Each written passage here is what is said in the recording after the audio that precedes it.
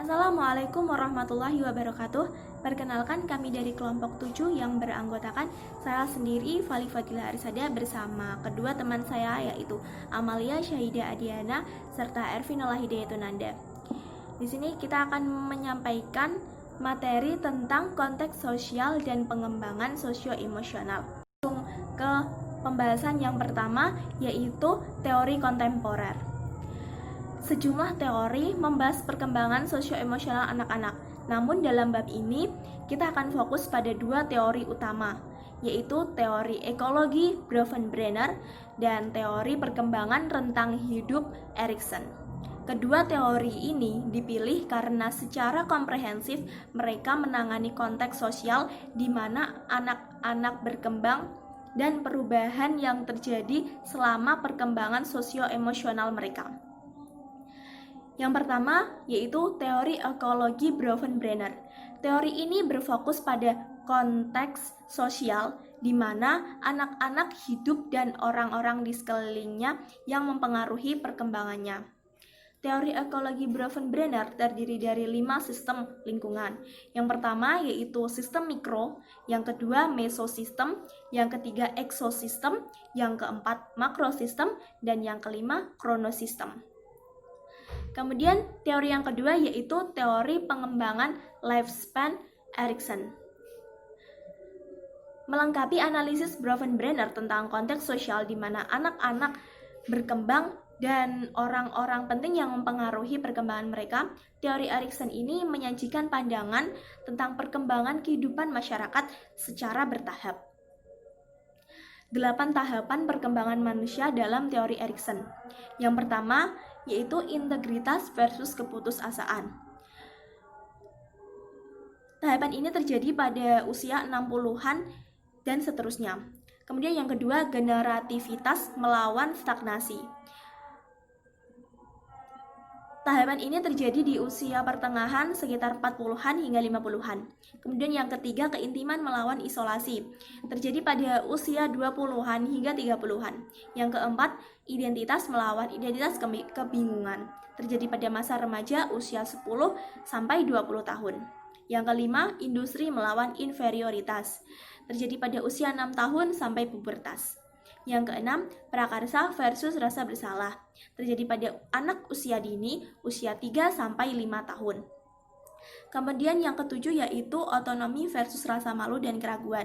Terjadi pada masa bayi sekitar usia 1 sampai 3 tahun. Dan yang kedelapan adalah kepercayaan versus ketidakpercayaan yang terjadi pada masa bayi atau pada tahun pertama. Strategi untuk mendidik anak berdasarkan teori Erikson. Yang pertama, dorong inisiatif pada anak kecil. Anak-anak di program pendidikan prasekolah dan anak usia dini harus diberi banyak kebebasan untuk menjelajah dunia mereka. Mereka harus diizinkan untuk memilih sebagian besar aktivitas yang mereka lakukan. Kemudian yang kedua, mempromosikan industri pada anak-anak sekolah dasar. Harapan Erikson adalah guru dapat memberikan suasana yang membuat anak-anak bersemangat dalam belajar. Di sekolah dasar, anak-anak haus akan pengetahuan. Kemudian yang ketiga, merangsang eksplorasi identitas di masa remaja. Pahamilah bahwa remaja seringkali mengungkapkan keidentitas mereka yang sedang berkembang melalui penampilan mereka, pilihan bahasa, dan pilihan kelompok sebaya atau pilihan pertemanan. Yang selanjutnya adalah konteks sosial pembangunan. Di dalam konteks sosial pembangunan terdapat 3 aspek, yaitu aspek keluarga, dan yang kedua adalah aspek rekan-rekan atau teman sebaya, dan yang ketiga adalah aspek sosial. Di dalam aspek yang pertama adalah aspek keluarga, itu terdapat cara pengasuhan anak. Di dalam cara pengasuhan anak itu hendaknya orang tua selalu memperhatikan aturan anak, aturan dalam anak-anak bermain, aturan dalam mendukung serta mengasuh anak. Gaya pengasuhan menurut Baumrimm ada 4, yaitu pola asuh otoriter, yaitu orang tua membatasi serta menghukum anak ketika melakukan suatu kesalahan. Yang kedua adalah pola asuh otoritatif, yaitu orang tua membatasi serta mengontrol. Yang ketiga adalah pola asuh yang diabaikan. Artinya orang tua itu tidak mengasih batasan-batasan kepada anak serta bersifat tidak peduli kepada anak. Dan yang keempat adalah parenting yang memanjakan. Ini orang tua sedikit memberikan keluasan, kebebasan kepada anak untuk bermain dan yang lain-lainnya. Setelah gaya asuh orang tua, dan yang kedua adalah keluarga dalam masyarakat yang berubah. Di sini disebutkan bahwa keluarga yang berubah itu berpengaruh terhadap perkembangan anak. Seperti anak yang orang tuanya sibuk bekerja, dan yang kedua adalah anak dari korban broken home. Selanjutnya ada hubungan sekolah dengan keluarga. Di dalam hubungan sekolah dan keluarga, orang tua itu memainkan peranan penting dalam mendukung serta merangsang pencapaian akademik anak. Jadi orang tua enggak serta-merta langsung nitipin anaknya ke sekolah tanpa mengetahui proses-prosesnya, itu salah. Jadi orang tua tuh turut serta dalam proses, seperti kayak menanyakan hasil-hasilnya itu kepada guru, hasil pencapaian belajar anaknya tuh bagaimana, kayak gitu tuh masuk yang ke hubungan sekolah dengan keluarga. Selanjutnya ada konteks mengajar. Jadi konteks mengajar ini berorientasi pada tujuan sesuai dengan pencapaian anak. Di konteks mengajar ini ada beberapa aspek, yaitu yang pertama, memberikan bantuan kepada keluarga. 2. Berkomunikasi secara efektif dengan keluarga tentang program sekolah dan kemajuan anak. Ini tuh didiskusikan antara keluarga dengan sekolah. Dan yang ketiga, mendorong orang tua menjadi relawan. Relawan misal kayak ada pembangunan sekolah, itu orang tua tuh harus turut serta dalam pembangunan dengan memberikan bantuan subsidi berupa uang maupun yang lain. Selanjutnya, melibatkan keluarga dengan anak-anaknya dalam kegiatan belajar di rumah. 5. Melibatkan keluarga sebagai peserta dalam keputusan sekolah. 6. Mengordinasikan kolaborasi komunitas. Setelah aspek keluarga, itu ada aspek rekan-rekan atau teman sebaya. Aspek ini banyak sekali contohnya, seperti ada teman sebaya. Teman sebaya di sini maksudnya adalah teman yang menyediakan sumber informasi dan perbandingan tentang dunia luar keluarga. Jadi kayak teman dekat gitu, teman seumuran, biasanya yang turut serta dalam, misalnya lebih ke teman sekolah sih ya, teman satu kelas gitu. Setelah teman sebaya ada status teman. Status teman ini dibagi menjadi 5, yaitu anak populer, anak rata-rata, anak terlantar, terus anak yang ditolak oleh anak, jadi ditolak di dalam lingkungannya sendiri, dan terakhir adalah anak kontroversial. Setelah itu ada persahabatan di sini yang mempengaruhi sikap anak terhadap sekolah dan caranya sukses mereka di kelas. Jadi anak harus pintar-pintar memilih teman. Maksud di sini itu anak itu ketika bergaul itu tuh harus bisa memilih mana teman yang baik untuk dia, mana yang enggak, dan sebaliknya ya. Dan yang terakhir adalah sekolah. Sekolah ini merupakan sebab terakhir di bagian konteks pengembangan. Jadi sekolah ini mempunyai strategi peningkatan keterampilan sosial anak, yaitu 1. Membantu anak mendengarkan apa yang mereka katakan. 2. Membantu anak terlantar dan menarik perhatian mereka dengan mempertahankan perhatian mereka. Dan yang ketiga, memberikan pengetahuan kepada anak yang rendah keterampilan sosial. Dalam prinsip ada beberapa prinsip perkembangan dan pembelajaran anak yang menginformasikan kepada yaitu 1. Semua domain perkembangan dan pembelajaran fisik, kognitif, dan sosial penting berhubung banyak aspek pembelajaran anak mengikuti dengan baik dan urutan yang didokumentasikan. 2. Perkembangan belajar berlangsung secara variasi dari anak. 3. Pengembangan dan pembelajaran hasil interaksi, biologi, dan pengalaman. 4. Pengalaman awal memiliki efek yang kuat. 5. Perkembangan berlanjut menuju kompleksitas yang lebih besar. 7. Anak berkembang dengan baik ketika mempunyai hubungan baik dengan orang dewasa. 8. Perkembangan dan pembelajaran dipengaruhi oleh sosial anak. 9. Aktif secara mental memahami dunia sekitar. 9. Bermain adalah konteks penting dalam pengembangan pengaturan diri. 10. Perkembangan anak maju ketika anak dituntut mencapai batas kemampuan anak. 12. Pengalaman membentuk motivasi dan pendekatan anak. Selanjutnya adalah panduan untuk praktek yang sesuai dengan perkembangan. Di sini ada beberapa, salah satunya adalah menciptakan komunitas pembelajar yang peduli. 2. Mengajar untuk meningkatkan perkembangan pembelajaran. 3. Merencanakan kurikulum untuk mencapai tujuan. 4. Menilai perkembangan dan pembelajaran anak. 5. Membangun hubungan timbal balik dengan keluarga.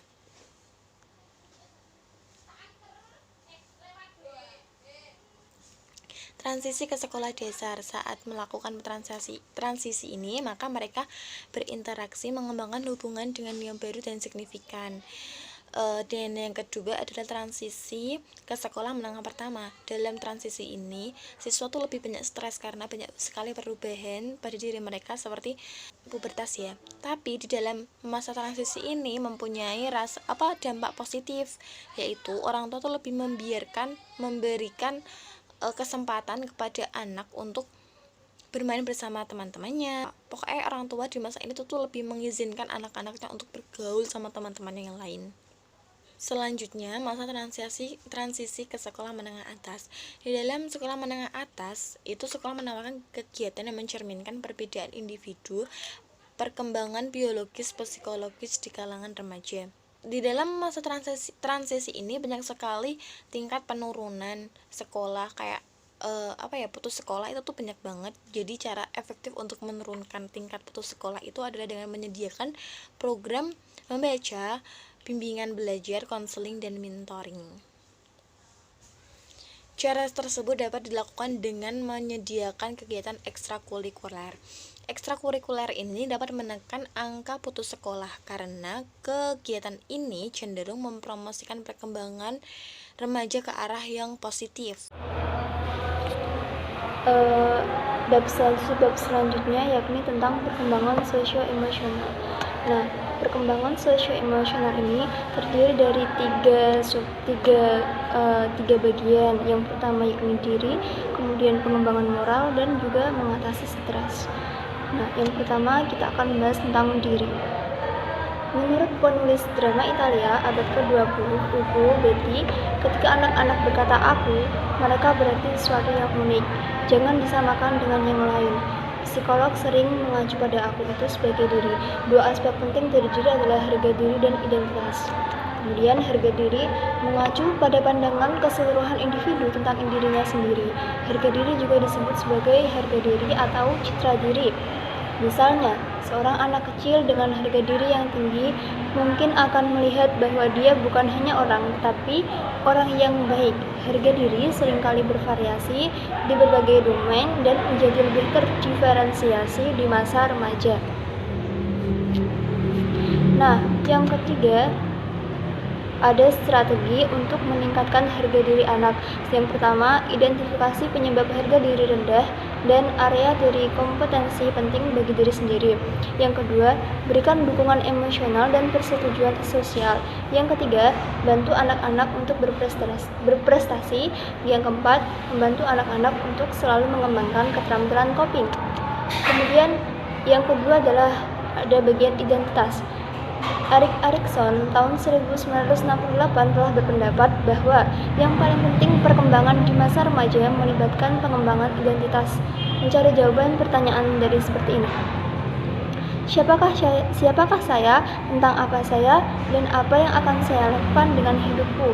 Kemudian, Marcia mengemukakan bahwa remaja memiliki 1 dari 4 status identitas berdasarkan luasnya yang telah mereka jelajahi atau sedang menjelajahi jalur alternatif dan apakah mereka telah membuatnya dengan komitmen.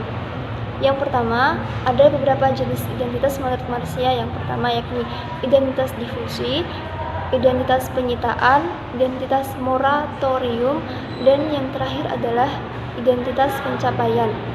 Nah, identitas etnis merupakan dimensi identitas yang penting bagi siswa etnis minoritas. Kemudian selanjutnya, pembahasan tentang perkembangan moral. Perkembangan moral menyangkut aturan dan konvensi tentang interaksi yang adil antar manusia. Aturan-aturan ini dapat dipelajari dalam 3 domain: kognitif, perilaku, dan emosional.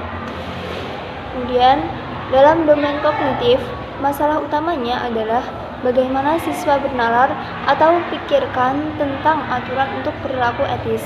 Dalam domain perilaku, fokusnya adalah pada bagaimana siswa sebenarnya berperilaku daripada moralitas pemikiran mereka. Dalam domain emosional, penekanannya adalah pada bagaimana siswa secara moral merasa, untuk misalnya, apakah mereka mengasosiasikan perasaan bersalah yang cukup kuat dengan tindakan tidak bermoral untuk menolak melakukan tindakan itu. Apakah mereka menunjukkan empati terhadap orang lain. Kemudian selanjutnya ada beberapa pendapat dari para tokoh. Yang pertama adalah menurut pendapat Kohlberg yang menekankan bahwa kunci untuk memahami perkembangan moral adalah dengan penalaran moral dan itu terungkap secara bertahap.